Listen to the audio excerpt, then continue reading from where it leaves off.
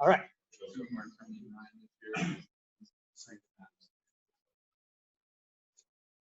All right, ladies and gentlemen, as a lady and gentlemen, as the case may be, thank you all for being here at our August meeting.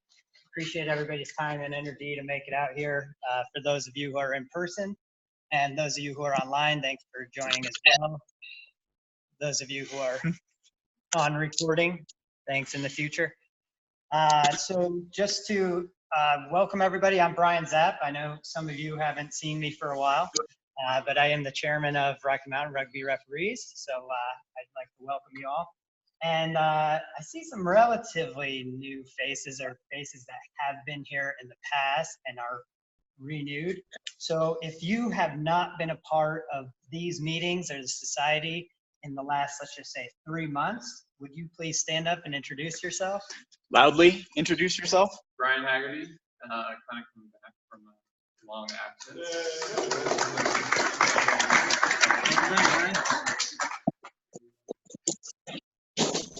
Anybody else relatively new within the last 3 months or so? Yeah, Bobby, you can say. We're at a longer absence. What was the part of Rocky Mountain? Officially, Then- yeah. Roughly. 15 years. Where you been this whole time? Oh, I didn't realize I was going to interview. Chicago, California, Pennsylvania, and New Jersey. Yeah, it's very exciting. Thank you.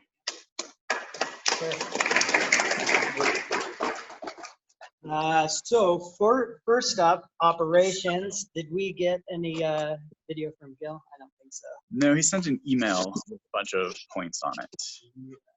I haven't. Have you read that already? Nice. I can talk about something. Yeah, 5.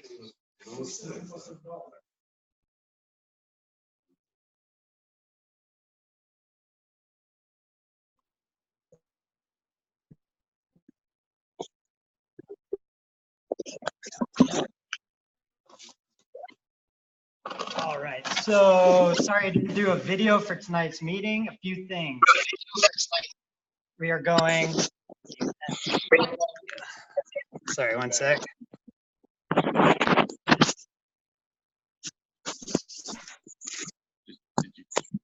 Okay. A couple things. We are going full on with Ref Up for the fall of 2019. Steve will get into that in a little bit. Using Ref Up provides a level of transparency, access to options that we've not seen before, and referee appointments. Make sure to get signed up and let Steve know if there's any issues, bugs, etc. Like I said, we'll get into that as one of our topics for tonight. For Rugby Town Sevens, that's coming up. Let me get the dates 100% here. Okay. All right, here we go. Yeah, 23rd through 25th. Here we go. Yeah.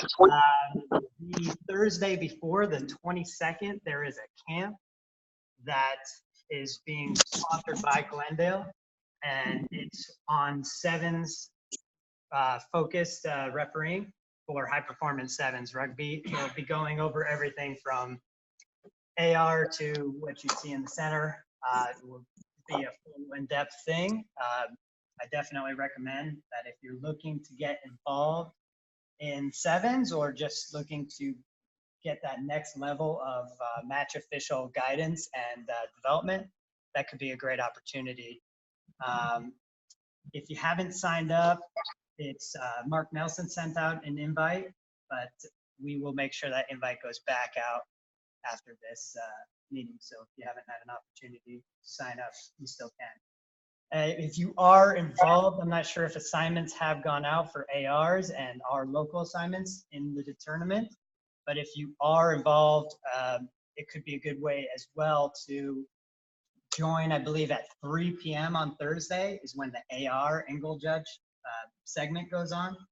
So it could be an excellent way to get a free briefing for such a high level event in Rugby Rugbytown Sevens. Let's see, Or is it classroom? I believe it's both, but we'll have to see in the agenda. Money for summer. Everything should be paid out, including mileage. You sent out something. Okay. Correct. Looks like the payments for mileage have been scheduled to go out, but have not yet gone out. Give it a week. If you have something outstanding, please let Gilligan know. Rugbytown Sevens, staffing is complete. We have 4 internationals coming in. So you can see the 7 series refs before they're on the circuit and bore people with stories of, I knew him before he was the star. Saku already on the circuit, so she's made it big in Japan. Number 5, Aspen. Thank you to the folks that have already submitted their interest. If you have not done so already, please fill out the poll that Gilligan sent out to let us know your availability, what day you can be going up there, and just overall expectations. Obviously, we also want to know if you're going to be not participating due to the World Cup, as that's a big conflict of timing. Or any other reason that you're not able to participate? What are the dates? Aspen Ruggerfest is going to be September 18th through the 22nd. 18th is the Wednesday before. The matches start on the 19th and will carry on through Sunday, which is the finals day. For those of you not familiar, it's kind of old boys, typically Thursdays, 45s and 55s roughly, 35s and over on Friday, and then open side on Saturday. So kind of the games get progressively a lot more live. From what it sounds like this year at Ruggerfest, it's more old boy and 35s matches, less open. So it's actually probably a great opportunity for us as a society to field more of all of our bodies across the board, as opposed to years past where it's kind of Thursday, maybe some Friday, and then a lot of AR assignments and a select few who do the Saturday games. So, could be a challenge, but also could be a great opportunity for us. We are back at the chalet again, unless something changes. And due to great planning by Steve Gore, we have our apartment 4:30 back. So looks like things are progressing, although not perfect. Number 6, seems too many things for one email, so that's it. Fair enough. Thank you, Gilligan, for the update on that regard.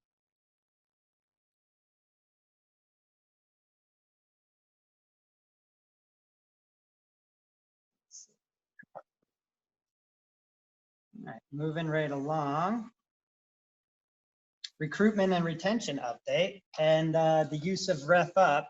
Before I pass it over to Steve about RefUp, I just wanted to make some general comments. So from us as a referee society, we've kind of gone through a lot of changes.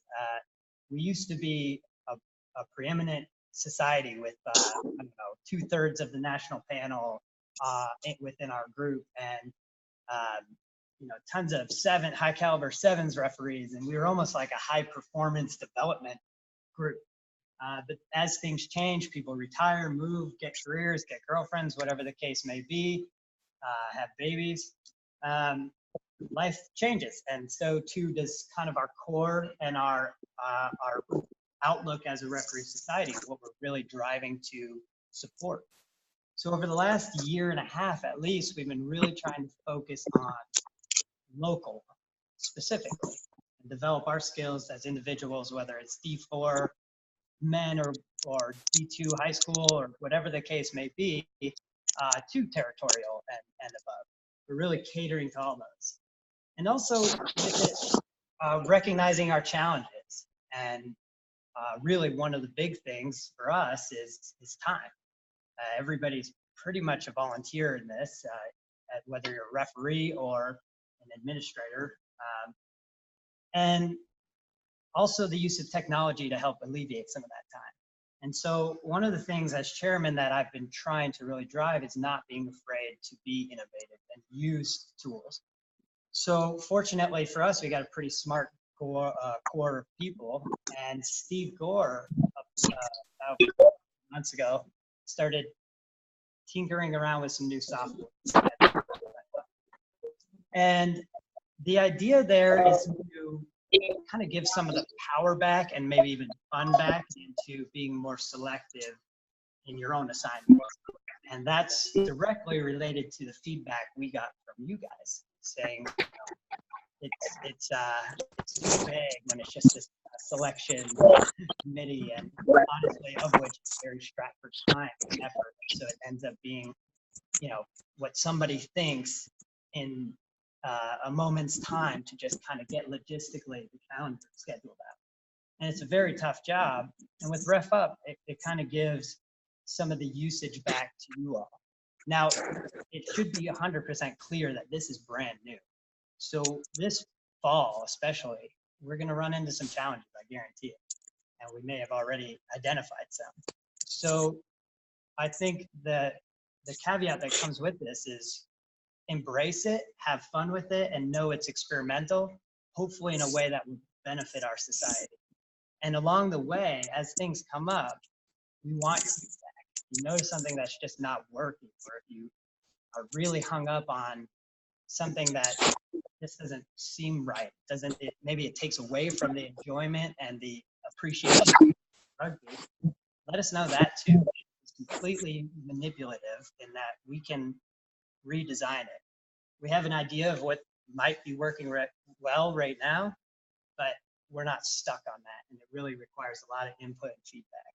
So tonight we're going to go over just kind of basic 101, making sure everybody knows how to operate the system correctly. And then as things come up, please share with Steve and the executive team feedback. And if it's not Steve, feel free to share it with me or Gilligan or whoever you feel comfortable with.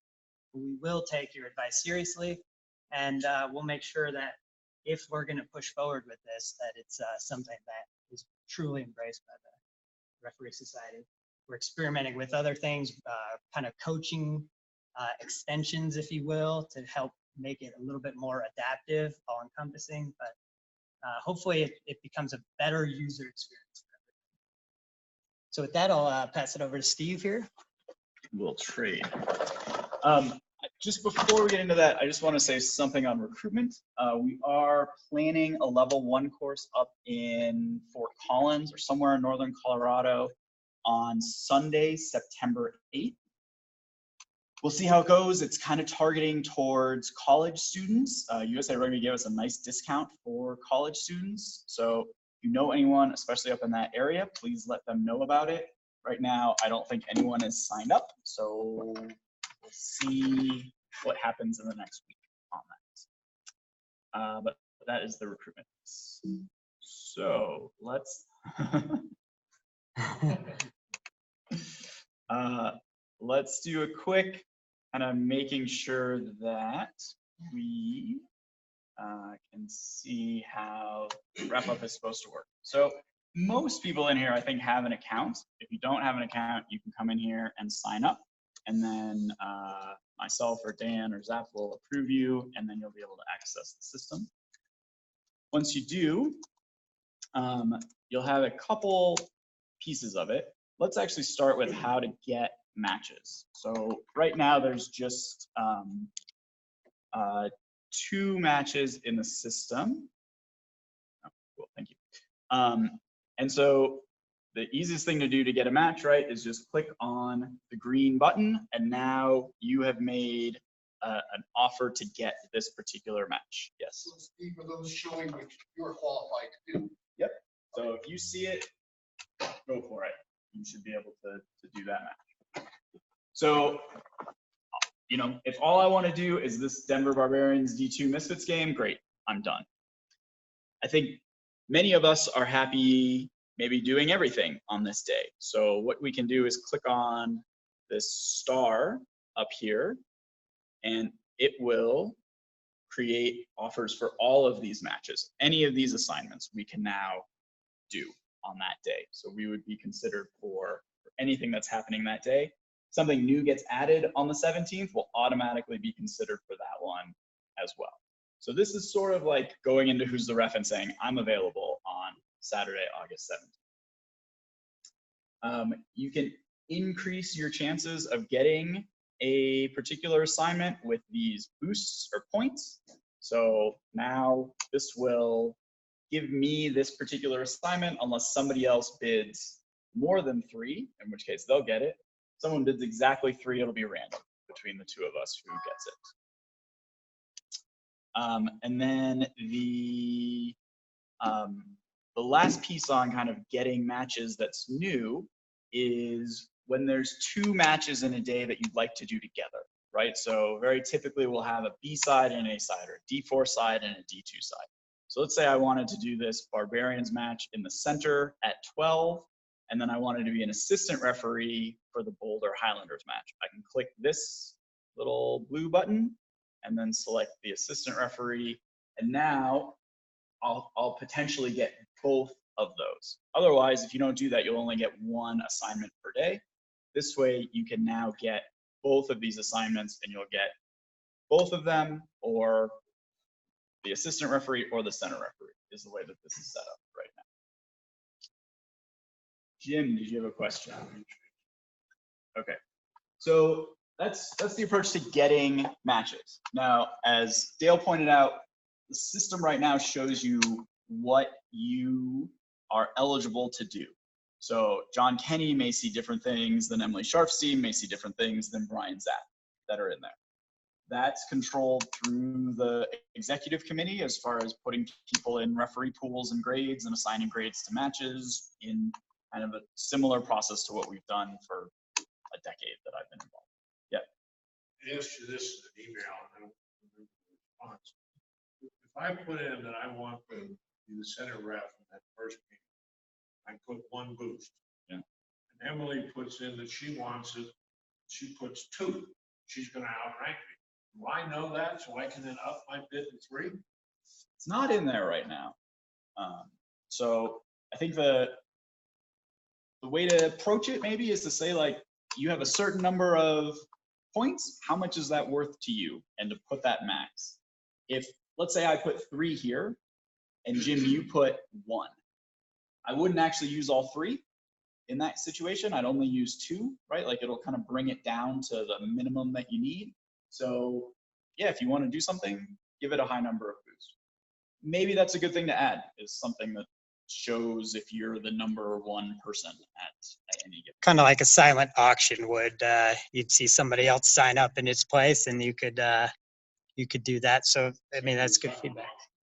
Correct. You could see that. The other question I wanted to ask, this is, I mean, I'm not a referee anymore.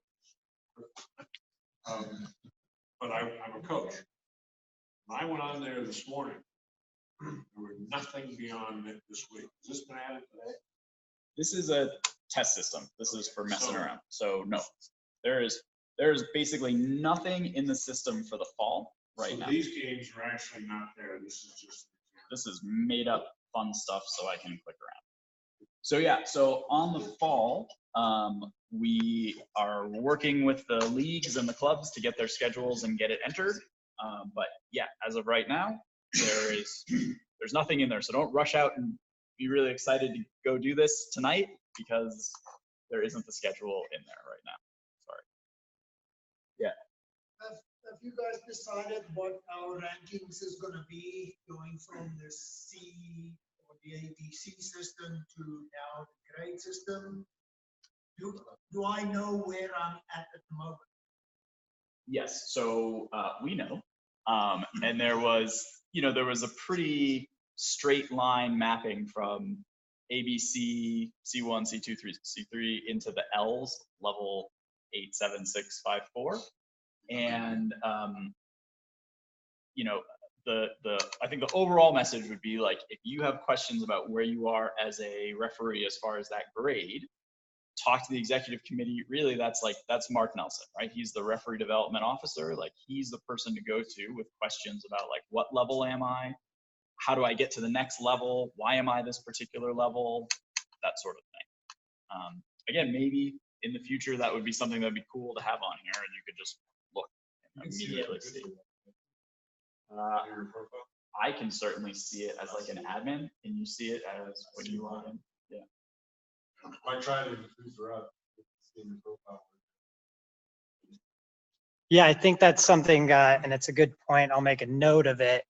I don't think there's been very clear follow-up from the transfer of grades. And honestly, I'm not sure if everybody knew where they stood in the grade system either. I certainly remember several referees going, I don't even know what grade I am. But that's something that should be very clear right now, and also clear development as to what you should be focusing on at said grade, and what you can do to improve it if you want to or not. That's also part of it. It's not necessarily a requirement to continue to upgrade, so to speak, as much as it's a level of understanding of, again, yeah, what's expected at this level of referee, and what type of matches that will allow you to be a center referee for. Okay, I want to hit then on kind of like post-match things. So, we've always pushed for reporting from you guys. And in the past, that was in kind of a couple different places. Now we're trying to centralize that. So after you complete a match, you'll be asked to rate the team's behaviors. So 1 to 5. The idea is like 3 is like what most teams should be getting most of the time. Like a lot of us are used to giving 5 for most people most of the time, but I don't know. We'll see how that goes. Anyways, 5 should be like super awesome, really like went out of their way to make it a great experience. 1 is like, man, Brian, Steve, you guys need to look at this club. There is a problem there. And then you can also put in comments if you want. Right now, only the EC sees the ratings and the comments that you have in here. There's kind of an aggregate rating that other referees can see for the teams, but the teams themselves aren't seeing that. With that venue, I think I'd be getting close to. Okay, cool. So, at the Kentucky Inn. Yeah, well done. This is what happens when I make up fake matches. You see everything. Yeah. The other piece is normal match report, right? So the same form that we've been used to for a number of years is in here. Mileage is in here. Put your mileage in, it'll get paid out automatically. If you have disciplinary issues, again, the same disciplinary form is included in here as well. In order for you to get paid, you need to do the ratings and the match report, or like if you're an AR, it'll say officials report as opposed to match report, and really all it's asking for is mileage at that point. We're gonna come back to the match report in just 1 second. And then the last piece on here is payments. So you will see kind of like a receipt or inventory of what you're getting paid as it's coming out to you. So you don't need to go to Dan and ask him why $100 just showed up in your bank account. Okay, so any questions on kind of the logistics operations of the system? So what was the overall, you could send out a survey on suggestions for improvement and what you like, what you didn't like. Have you had a chance to look through that? Yeah, so we got 10 responses back. 9 of them were positive, right? Either a 3 or a 4. 1 was very negative and was just a 1 as far as like overall how you like the system. We have looked through some of the comments as far as like specific things. I think what was interesting is in the summer we deal with a lot of big tournaments, which like have kind of their own challenges to them, right? Like we get people showing up who haven't signed up, we get people not showing up who did sign up. And so I think that was some of the comments that we got back, was like making that process work a little bit better and handle that. Yeah. I have another. So how do you know if you are assigned? Is there an email? Oh yeah. So the assignments, yeah, they happen at like a specific time in advance of a match. And when that happens, you'll get an email saying, congratulations, you've been assigned, or like, sorry, you haven't been assigned, with the information on the match. and ideally, correct me if I'm wrong, our scheduling is still 3 weeks out is our ultimate goal. So assuming all the schedule is updated, games are properly bid on, stuff like that, and the system's high functioning, then ideally you should know 3 weeks out, which is hopefully ample time to properly schedule your life and in accordance with everything. Ray. So what if I'm unlucky or a bad bidder and I just always get rejected and accumulate more boosts? Can I create side market where I make bid for Rick and he buys me beer and because he's out of boost because he's lucky. You can, but you also have to buy me a beer to send the boosts to Rick. And how many boosts did we start with? 10. I've got 15 already. Because you, Good job. yeah.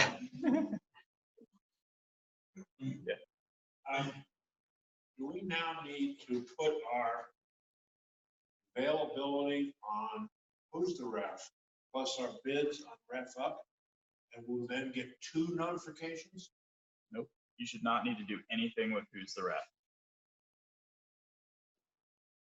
So we don't have to, this thing where you put down every month that you're available on all these different days, that's out. Correct. There's be a place where you can see a snapshot of a bigger picture. Because that's one of the things that I find very. So, because maybe you're not qualified for the women, whatever level, but you want to go walk. Yeah. Or maybe there's an opportunity that there would be an AR position like for a high school game, but you would not know that if you do not know where those are, a bigger picture of what's going on. And I think that's kind of important, not only from the standpoint of maybe jumping in somewhere where you didn't necessarily get that offer, or at least, kind of trying to inquire about that, but also just as a society to have a better view of what's happening in the whole rugby world for Colorado or Yeah, totally. So the easiest answer to that right now is you can go to our website and go to rmrr.co/appointments, and that lists all of the matches and all of the appointments that have been made. Sorry, that one, right? So all we have is this next weekend coming up as far as things that have been made and posted. And then you can see overall, like, hey, here is the men's club ball schedule in here. So yes, as a short answer. Longer answer, like, I don't know, it'd be interesting if it would be better to show just what you're eligible to do, or everything in the Ref-Up system. But yeah, if you go to our website, it's there.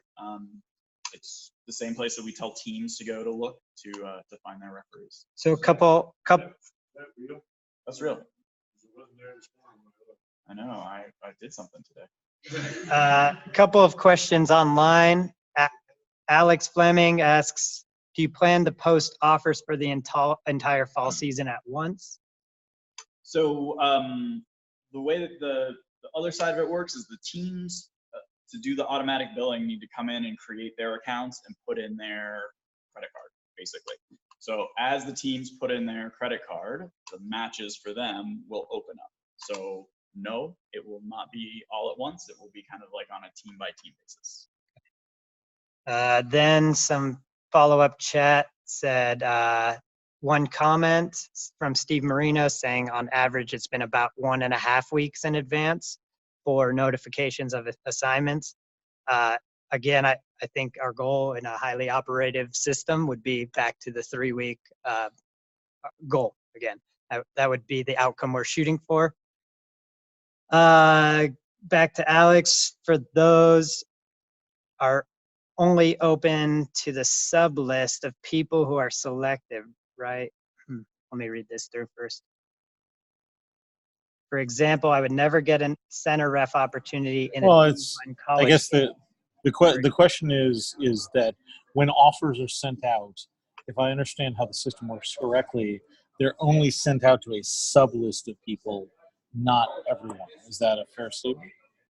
Yes, currently the system is set up to where if you are eligible to referee that match, that's where your visibility would be.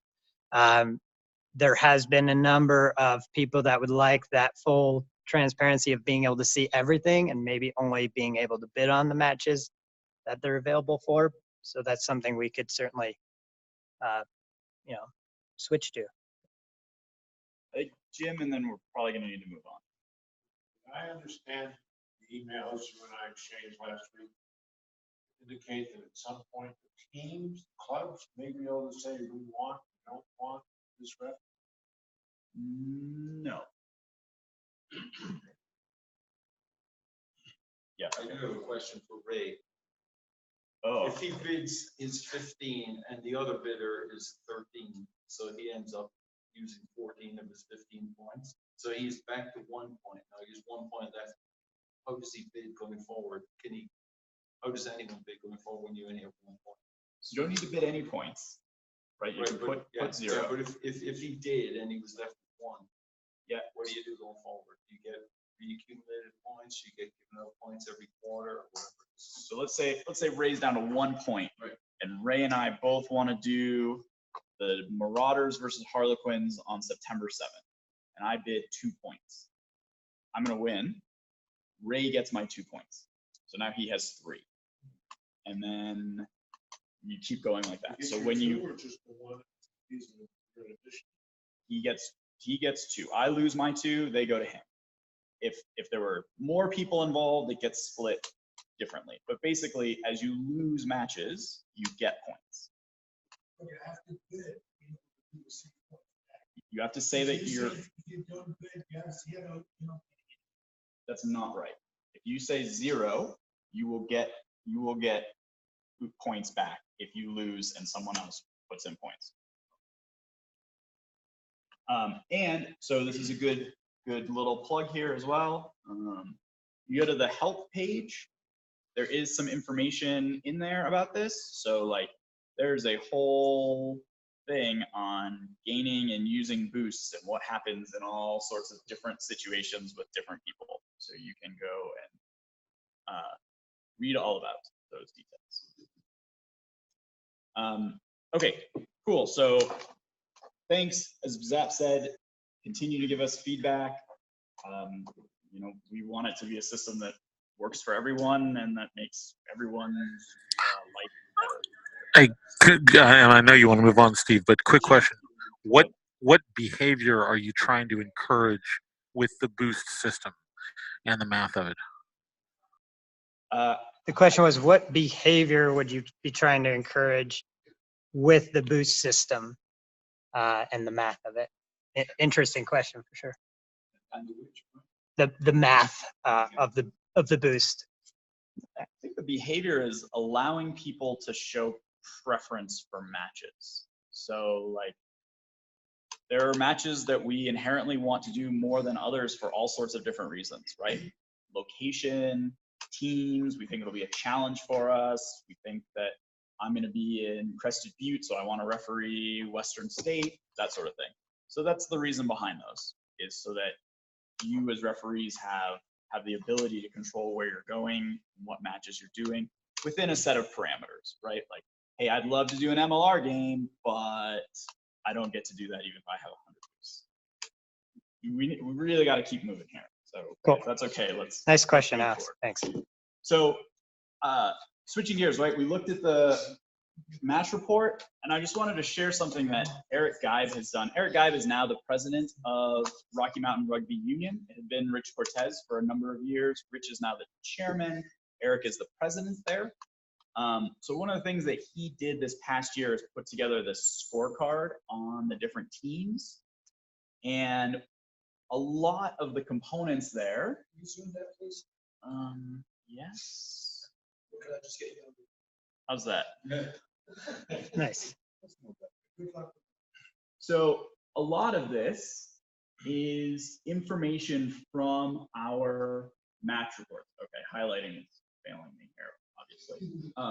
But anyways, he is pulling this information from the reports that you guys send in.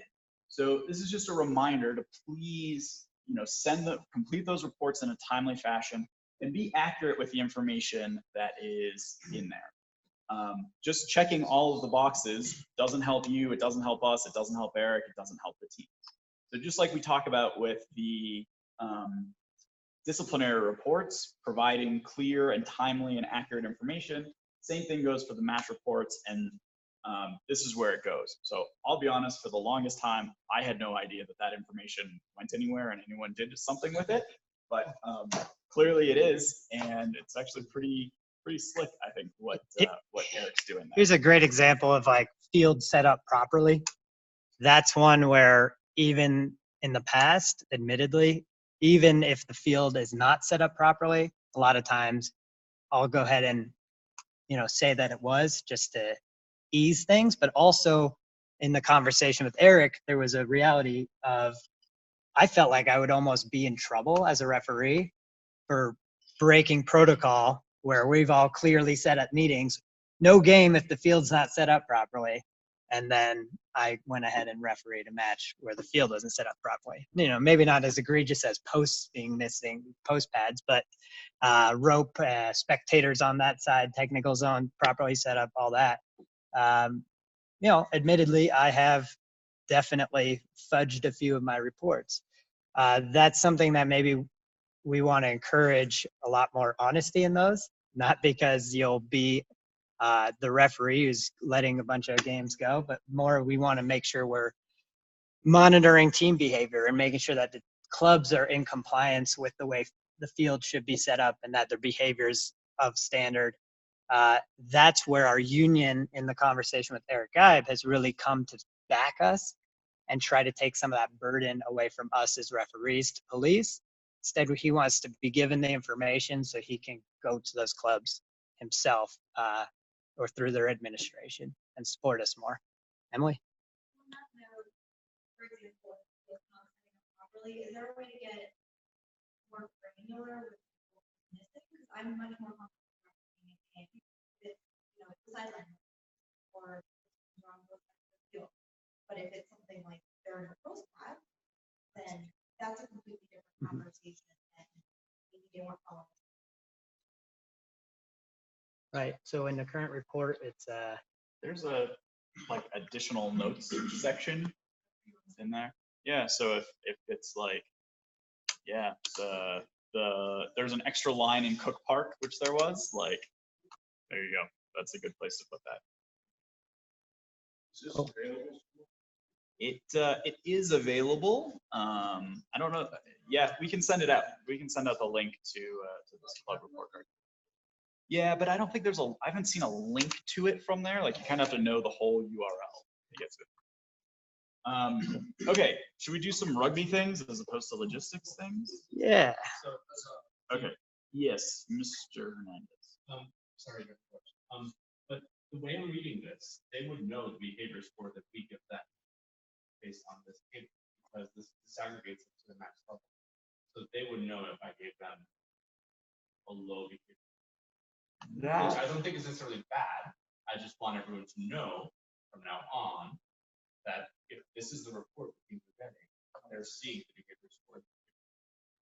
So right now, definitely this is what Eric has posted, which is the cumulative sum. Is that not the case? Yeah, I mean, there is a behavior score out of 5. Oh, with so an individual. individual thing. So yeah, so the question is, how do you protect the ability to be honest and also know that you might referee this team again and they might be like, Ray Hernandez, thanks for that one. Welcome to an hour and a half of hell. So yes, good question and something that we'll follow up with Eric on. And I don't know what the answer will be, but we'll come up with something because that's one of the thoughts I had as well.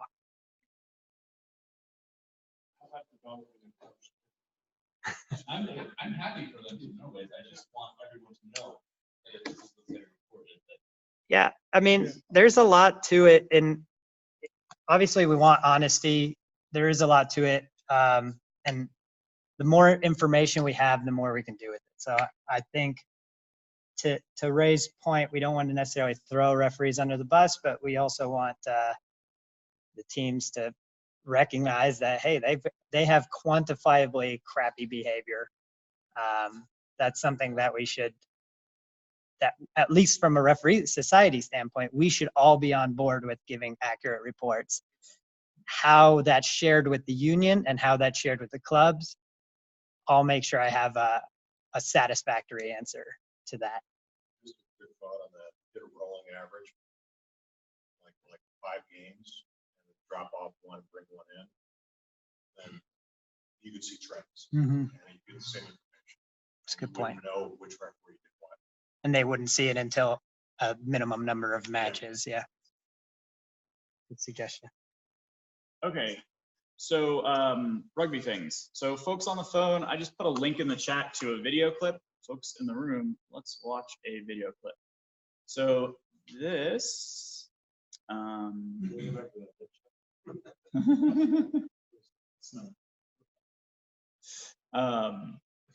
this is from the U20 trophy competition down in Brazil. And I want to just play this for us, let everybody watch it, and then we'll come back and ask some questions about it.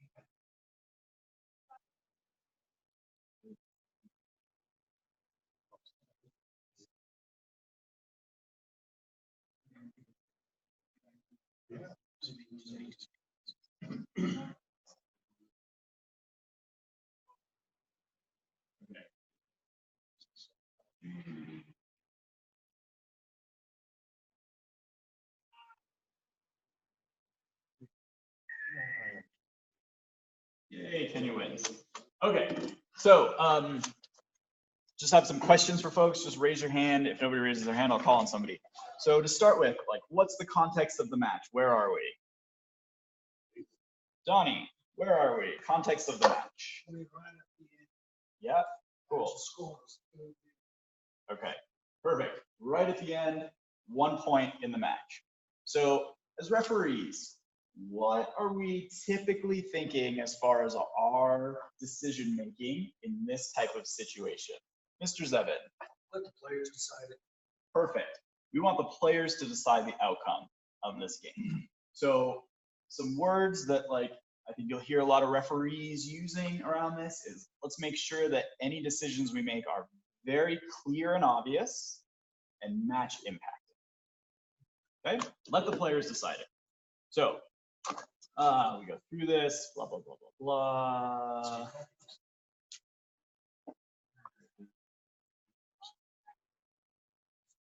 Okay, so this call comes in from the AR, right? And I heard it with a radio. So we'll just watch this part of it again. Okay, so you can hear the referee say play advantage is what he says there. So we just said we want to let the players determine the outcome of the game. Yes, true. That was a forward pass. So, show of hands. Who thinks that Brazil in yellow here is clearly and obviously offside at this ruck? 1, 2, okay. So majority of us say like 3. No, I want to add question part B. Okay, cool. Yeah. How many think that if you think Brazil is offside, how many think it is impactful? Fucking A, Joe. That's exactly where we're gonna go. Yeah. So Not as dumb as you look. perfect. So let's watch, right?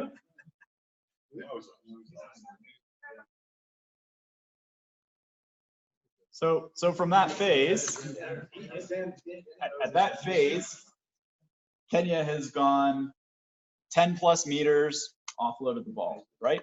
So was it clearly and obviously offside? Maybe a couple of us think so. I actually went frame by frame on here, and Backed up and then turned around. He was still offside when he turned back around to face. the player closest to the ruck. So But he didn't impact anything. That part. So he was, anyways, I think here's the thing. Like, maybe some of us think he was clearly and obviously offside. I don't think he was super clearly and obviously offside. And I don't think the guy in midfield is onside. If you look at that frame by frame, he is onside.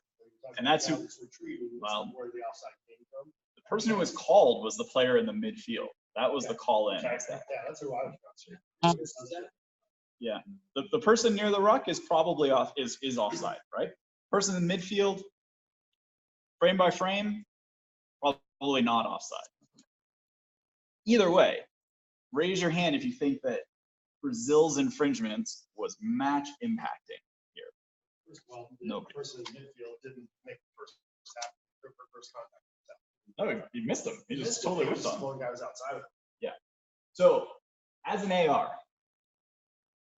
is this something in this situation, in this context of the game, that we want to come in with for a call for offside?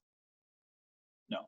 So, I think that's kind of piece one of this clip, is recognizing this situation and saying, we don't want to say like, it's probably offside, not really have an impact on the game. Let's not give that to referees. Is there anything kind of related in another match that happened in the last week that's similar to this with ARs and referees that people can come to mind?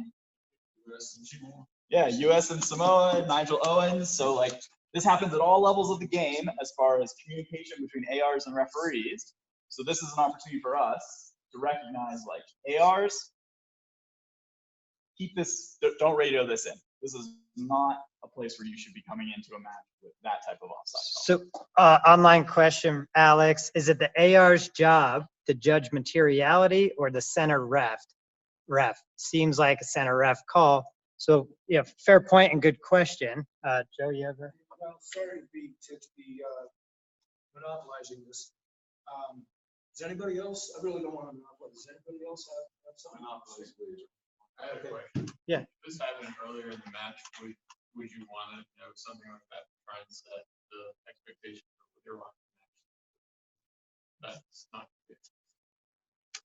I think if you're the AR and you're working with a referee and they're saying, we really want to make sure there's space here, right? That like, hey, it's 10 minutes into the match, it's 5 minutes into the match, we want to set a standard.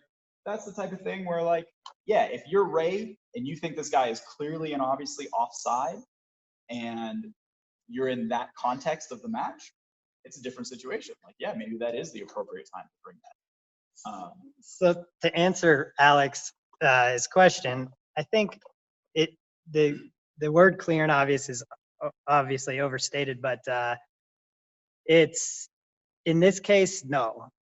Early in the game or not, because if the reality is frame by frame, it's too close to tell if that player stepped before that ball was out or while the ball was out. then you should not be calling it in.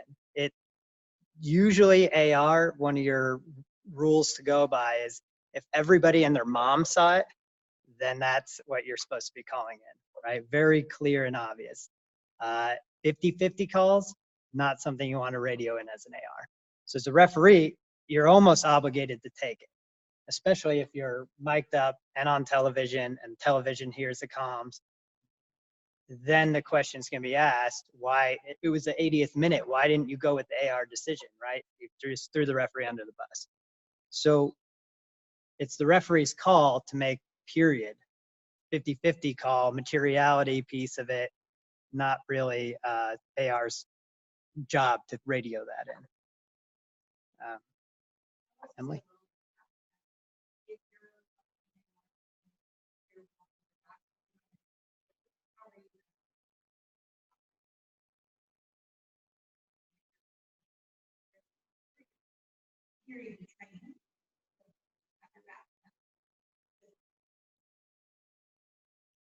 So let's look at a couple other interesting parts of this clip. So we're gonna keep going here.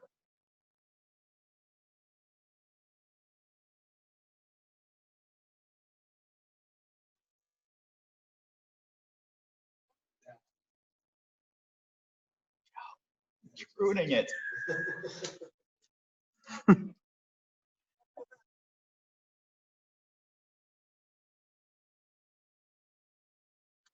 Okay, anyone have thoughts on where Kenya picked this penalty goal to win the game from? Man, John Kenny, the wrong place. By how much? Yeah, I mean, to me, the offside was basically at the 10-meter line attacking, and this ends up being just behind the 22. That is massive, right? I mean, this is not a meter here or there. That is a huge thing. So somebody else, raise your hand. Who can help this referee with marks and where the penalty? Who called it in the first place? Absolutely. Marking. I And think, he's not I even think he did attempting to correct get him because he moved and said, "That's Yeah. the right place." Sure, he corrected him. So he moves from the 22. Wow. Yeah. So that's yeah. Oh, yeah, there we go. Right. So honestly, like there's no judgment call, right? There's no like, do you guys think this? Do you not think this? Like, this is not good enough from this assistant referee. And I would add that as assistant referees, we can help with this regardless of whether we've called in the penalty or not, right? So if you hear a referee say advantage, recognize where on the field they are, right? And then do whatever you need to do to remember that, right? Like you can, I know people who make a mark, you know, literally they will kick the ground on the touch line to be able to come back to that. Maybe it's as easy as just saying to yourself like, oh, 10-meter attacking, you know, 10-meter halfway between the 5 and 15, whatever that is. But like when you hear advantage, trigger that in your head to think, where are they, so that you can help the referee come back to it. Last, Jim? You finished with this clip? no, one more piece. So not Joe Zevin, but anything else in that clip that anyone noticed? Yes, Mr. Goldhammer. What did you call the blows whistle? Come back to the game. I imagine I imagine it was like Kenya kind of losing possession-ish here. Yeah, I get that. And his hand. Oh, penalty there? Or you- No, it doesn't call penalty there. Yeah, okay, so- But so then here's my question. So if you're an AR and you see this in this context of the game, ask yourself like, is 19's actions, is that clear and obvious? Is that match impacting? I mean, technically Kenya maintains the ball there, right? But had that gotten turned over, and now Brazil has completely illegally ruined Kenya's attack didn't roll away, came in from the side, used his hand. I mean, like, list out all your ruck offenses. He did it. Maybe, probably, that's a position where as an AR, that's what we want you to come in with, right? That is clear and obvious. That is match impacting. Help the referee out with something with that type of decision if he doesn't get it. Another good question online. Why is it appropriate for the AR to step in here, referring to the mark of the kick, but not appropriate in the previous sample of offside? Does anybody have a good answer, good response to that, Ray? Your job is to make the referee look good. That's a And good by answer, not but marking the right spot, you're making him look bad. how about just back to our, again, like, very clear and obvious piece, right? It, for the mark of where the kick should be taken, that is super clear and obvious that it should be back. So if you're stepping in to make sure that it's the correct location, that's actually assisting the referee. Calling it a 50-50, not so helpful. And obviously, as Gore pointed out, the number 19's action way more clear and obvious there. A couple of things that are interesting is, you know, if you've gone this far, Kenya did retain possession. And if you are going to just let it breathe, so to speak, why not continue to just live through that discomfort for a second? The little knock on by Yellow, looks like some hands, something funny going on. But Kenya still has possession. You could always go back for advantage. Why not just let it breathe a little bit longer? See if the players can actually finish this on their own volition rather than referee interjection. That's one thought, and that's not necessarily the right answer. Go ahead. Just a real quick question. Advantage that was played off of that, except 35 yards in an attacking situation. I mean, you never should have come back for the kick period. Jim, you were always big at assessing advantage in your performance reviewer days. Your thought, advantage over at that point? It was well outside the 22, so yeah, I think so. They took it in. I think But I got maybe, another. I think maybe the referee saw the ball go out on Yellow's side and go like, oh, that's wrong, and blew the whistle and didn't, that 1 second, yeah, they gained it, but I think it's probably that. But coming back just a little bit, as a referee that has done a lot of games without AR, I have kind of trained myself, when I go advantage, I look where I'm at. Me, myself, yeah, the ball might be a little bit in there, but I go like, as soon as I call advantage, I make a mark and then I play my advantage. If I decide to come back, I know more ways to notice. A good point for referees is trying, don't always rely on the AR, because like this, you know, get it. Be sure yourself a little bit better to where you think the ball should. Yeah. I mean, it's easier said than done sometimes in big moments like this. I mean, the referee probably just lost sight of himself and track. So that's where a good AR can really kind of reel you back in. Randy, you had a question, comment? If I was reffing at that point, I would have called advantage over, but then when I saw the chaos going on, I probably would have given the advantage for penalty at that point. And I'm just wondering from the other refs in the room, if that was worthy of a penalty or if you would have let it breathe. The latter part, the last yeah, one. This last part. Oh, yeah. Penalty for sure. I mean, So that's 19 why- on the ground, Right. rolling away with the That's ball in exactly between what his legs and then in the side, digging at it. I Hands just in. wanted to see what you guys were seeing. Yeah. And then online, there was a question of, doesn't seem like 19's actions were deliberate. And yeah, so I think the thought there is like, yeah, it may not be deliberate, but they still have clearly ruined Kenya's attack. And so, you know, generally we try to stay out of judging intent and deliberation, and that the actions there are clearly illegal and should be should have been penalized eventually. Probably noticed, 19, I forgot English for a second.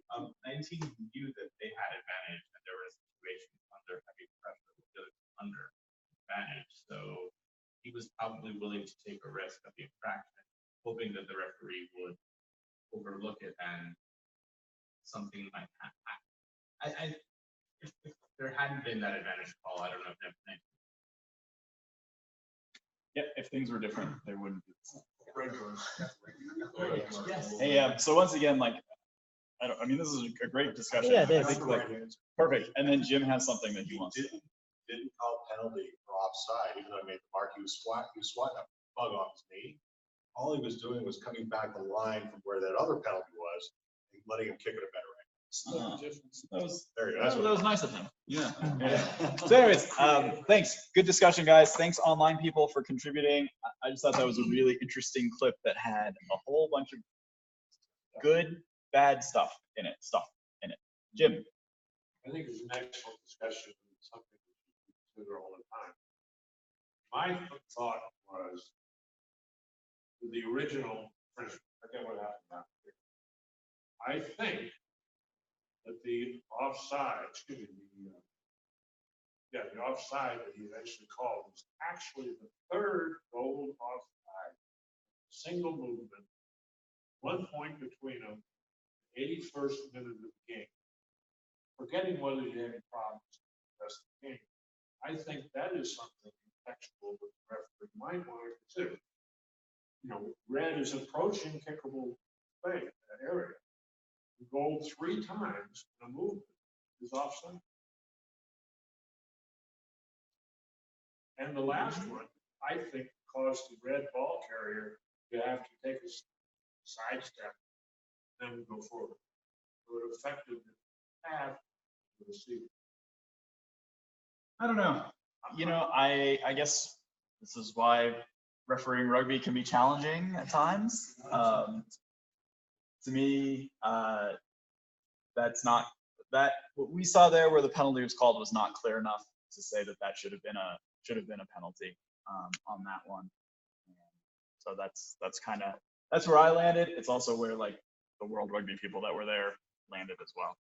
A couple food for thought things. I always made a practice that I also encourage my ARs that I worked with regularly to support me on it. But I made a practice of towards the end of a match, especially in a tight game, maybe the last 5 minutes or so, 7 minutes, depending on the nature of the game. I would say 5 minutes left, 3 minutes left, whatever. Let's make sure things are very clear and obvious, right? I'd say it more to myself than the ARs, but just for us all, I'd say something like, hey, let's all switch on, laser focused, and like let it breathe, don't overreact, make sure that the calls are jumping out of the page. That's always been helpful. I find that whenever there's that stoppage and you just check in with ARs, it's nice. You guys are all kind of in the center, in the eye of the storm, so to speak, and just could be very helpful in this. I'm not sure if he did it. He might have, and they are just screwed up. Maybe that they all inherently know this, but it is something that to think about, maybe adopt into your game. And then the other piece is just on the penalty. It's everything's moving so fast. But don't be afraid to take that 3 or 4 extra seconds to get the call right, get the location right.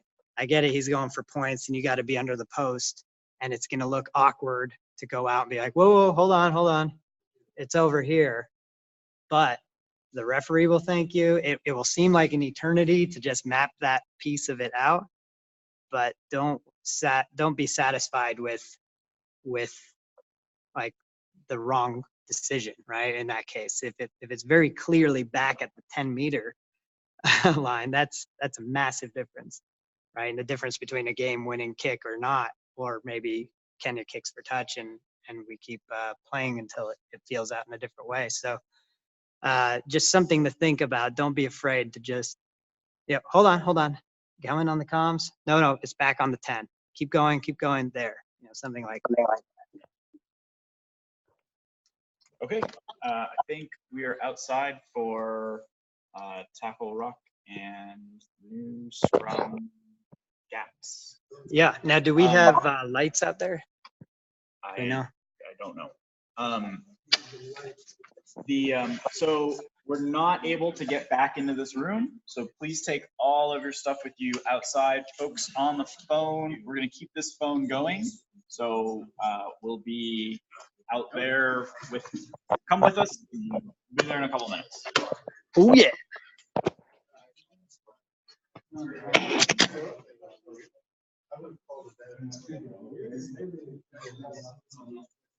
I don't know if I can leave this. Is the problem. Oh.